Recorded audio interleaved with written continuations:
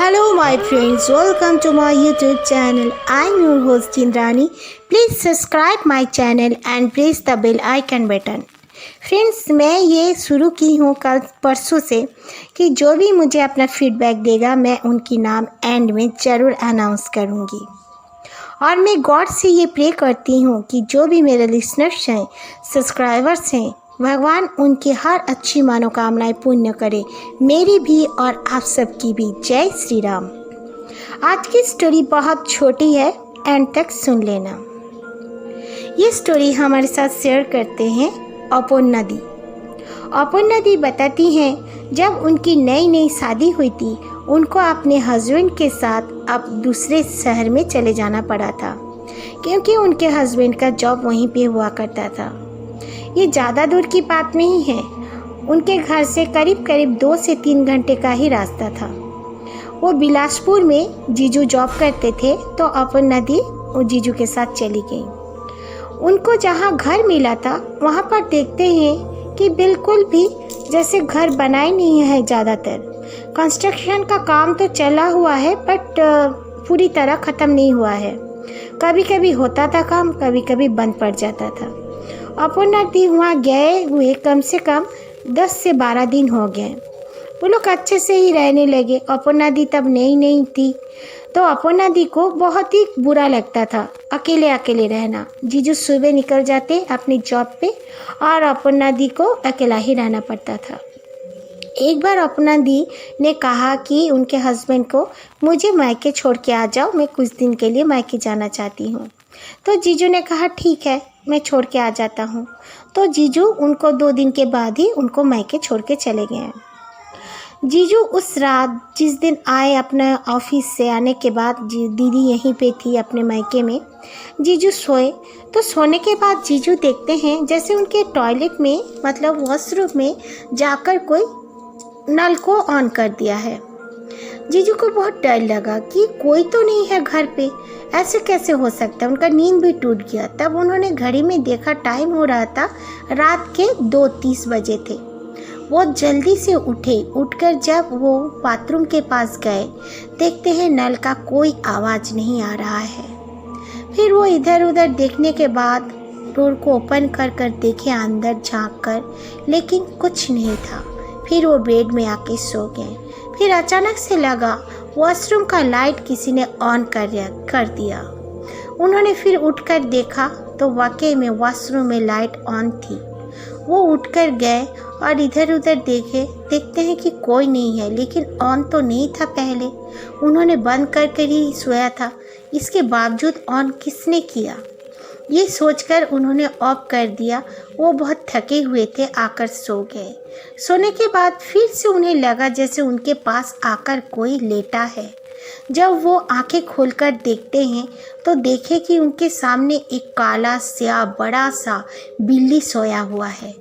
ये देखकर वो बहुत ज़ोर से चीख कर उठकर बैठ गए और फिर उस बिल्ली को देखने लगे।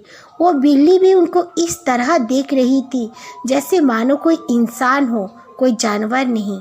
उनका नाइट बल्ब का रोशनी में ही वो पूरी तरह अच्छी से उस बिल्ली को देख पा रहे थे। ठंड का मौसम था, ना कोई खिड़की खुली हुई थी और ना ही उनका रूम का डोर। उसके बावजूद वो बिल्ली कहाँ से आई, उनको कुछ समझ में नहीं आया। उन्होंने अपना दरवाज़ा खोला तो बिल्ली मानो एकदम उनका पेट बिल्ली हो, पालतू हो। इस तरह उनकी बातें सुनकर वो बाहर निकल गई। फिर बाहर निकल कर कहाँ गई, जीजू को दोबारा नहीं मिली उस दिन। वो सुबह उठकर उनको बहुत ही सुस्ती लग रहा था। उनकी तबीयत बिल्कुल अच्छी नहीं लगी। उन्होंने अपने दोस्त को कहा कि मैं आज ऑफिस नहीं आ रहा हूँ। उनकी दोस्त ने कहा ठीक है, कोई बात नहीं। उन्होंने फिर सारे दिन में अपना जो भी काम किया इधर उधर, और दीदी को भी ये सब बात उन्होंने नहीं बताया। उसके बाद दूसरे दिन फिर से वही दिन, मतलब सुबह उठकर जो भी काम काज था कर लिए। रात का समय हुआ, वो बाहर से खाना लाकर जब अपना दरवाज़ा खोले तो सामने ही बिल्ली खड़ी थी। वो अचानक से बहुत ज़ोर से डर गए। उनके आस पड़ोस में 1-2 फैमिली तो रहती थी, पर उनसे कोई उनका दोस्ती वगैरह भी नहीं हुई थी अब तक। उन्होंने इधर उधर देखा और बिल्ली को जब उन्हें भगाना चाहते थे, वो बिल्ली उनके बेडरूम में आ गई। वो जब बेडरूम में आके देखे तो बिल्ली कहीं नहीं मिली, जैसे गायब हो चुकी थी। फिर उन्होंने टीवी ऑन किया और अपना डिनर करके अपना बेडरूम में आ गए सोने के लिए। जब वो सोए थे, जस्ट अपना एक बुक लेके, लाइट भी ऑफ नहीं किए थे, अचानक से लाइट अपने आप बंद हो गई। उन्होंने सोचा कि लाइन चली गई है क्या, क्योंकि फ़ैन उन कुछ ऑन नहीं किए थे ठंड का मौसम होने की वजह से। वो उठकर जल्दी से जब देखे तो दूसरे कमरे में लाइट ऑन था। वो अब बिना किए सो जाते थे। उन्होंने ये देखकर अपना लाइट को बहुत बार ऑन ऑफ किए, लेकिन ऑन हुआ ही नहीं।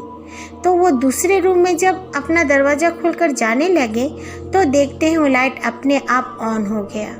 ये देखकर जीजू बहुत ज़ोर से डर गए और वो अपना रूम का दरवाज़ा खोलकर बाहर निकल गए।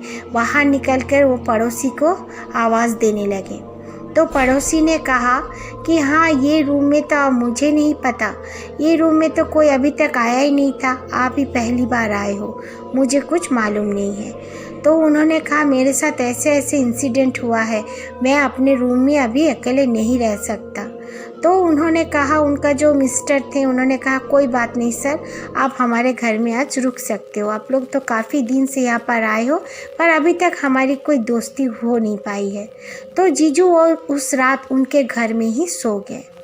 फिर सुबह उठते साथ ही अपर्णा दी को सारी बात उन्होंने बता दी। अपर्णा दी ने कहा कि मैं जल्दी से जल्दी आ रही हूँ अपने भाई के साथ, आप फिक्र मत करो। अपर्णा दी चली आई। चले आने के बाद उन्होंने पूरे रूम में गंगा जल छिड़का और अगरबत्ती जलाई और कुछ लाई थी, कुछ विभूति वगैरह भगवान जी से, वो सब भी उन्होंने पूरे घर में छिड़का और फिर भगवान के पास रख दिया। फिर रात के वक्त उनका भाई भी था उनके घर में। उनका भाई दूसरे रूम में सोया हुआ था और जो अपर्णा दी थी और जीजू थे वो अपने बेडरूम में ही सोए हुए थे। तो अचानक से उनका भाई का चीखने का आवाज़ आया, तो ये लोग दौड़ के गए और दरवाज़ा ठोकने लगे, लेकिन उसका भाई दरवाज़ा खोलने का नाम ही नहीं लग रहा था। जैसे लग रहा था कि उसका भाई किसी के साथ हाथापाई कर रहा हो। तो जल्दी से जीजू ने इतना ज़ोर से धक्का दिया कि वो जो कुंडी था वो अपने आप ऊपर का कुंडी निकल के खुल गया। तो जीजू जाकर देखते हैं कि उनका भाई बाकायदा आराम से सो रहा है, कोई भी आवाज़ नहीं, कुछ नहीं। उसका भाई को जब उन्होंने हाथ लगाया तो देखते हैं कि जैसे वो बेहोश है। उसके मुंह पर पानी उनी छिड़का तो उसके बाद करीब 15-20 मिनट के बाद वो उठा। झटके से उठकर वो फिर भी शोर मचाने लगा। तो अपर्णा दी ने कहा कि हुआ क्या है भाई, तुझे हुआ क्या है? तो उन्होंने कहा कि मेरे रूम में एक बिल्ली आई, मैंने देखा, बाकायदा वो बिल्ली मेरे बेड पे मेरे साथ लेट गई। उसके बाद मैं जब खड़ा हो गया तो बिल्ली एक औरत जैसे बन गई, काले कपड़ों वाली, काले काले बाल, लंबे नीचे लटकते हुए बाल, वो बन गई। और मैं जब दौड़ के दरवाजे के पास जा रहा था उसने हाथ लंबा करके मुझे खींचकर बेड में गिरा दिया। मैं इसीलिए बहुत चीख रहा था, चिल्ला रहा था, खुद को उससे छुड़ा रहा था, लेकिन छुड़ा नहीं पा रहा था। जीजू ने भी कहा कि मैंने भी तो कहा था कि एक बिल्ली मुझे 2-3 बार इस रूम में दिख चुकी है।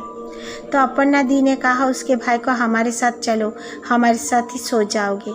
उसके बाद उनके घर में जो पूजा पाठ का सामान रखने के बाद और ज़्यादा ही जैसे कुछ होने लगा। 2 से 4 दिन इस तरह उनके साथ इंसिडेंट होने के बाद उनके अपर्णा दी ने सपना देखा कि एक औरत बोल रही है कि तू मेरे जगह में घर बना है और मेरे जगह में तुम लोग आकर अपना आशियाना बांध लिए हो, यहाँ से चली जा वरना मैं तुझे नहीं छोड़ूंगी। तेरे कुछ भी खुशियों का दिन नहीं आएगा अगर तू यहाँ पर रहेगी। ये सब सुनकर अपर्णा दी तो बहुत डर गई।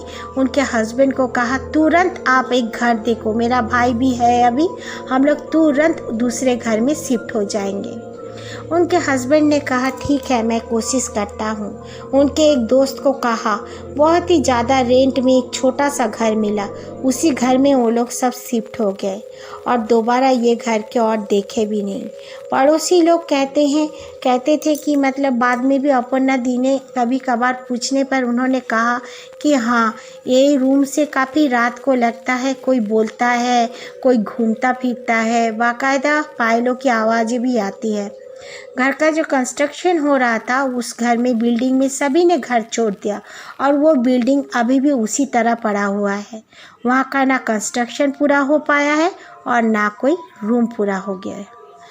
Okay, thank you friends. अगर आप लोगों को मेरी ये स्टोरीज़ अच्छी लगी तो बहुत बहुत थैंक यू आप लोगों को।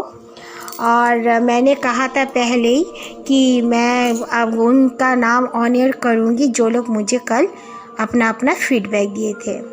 देव, शुभम, दिनेश भागल, वकील कुमार, नीलम, ये सब मुझे कल आप लोगों ने फीडबैक दिया था। आप लोगों को बहुत थैंक यू। गॉड हर अच्छी मनोकामनाएं आपकी पूर्ण करे, मेरी भी पूर्ण करे। गॉड सेव अस, हम सब की परिवार का रक्षा करे और आशीर्वाद से रखे। जय श्री राम।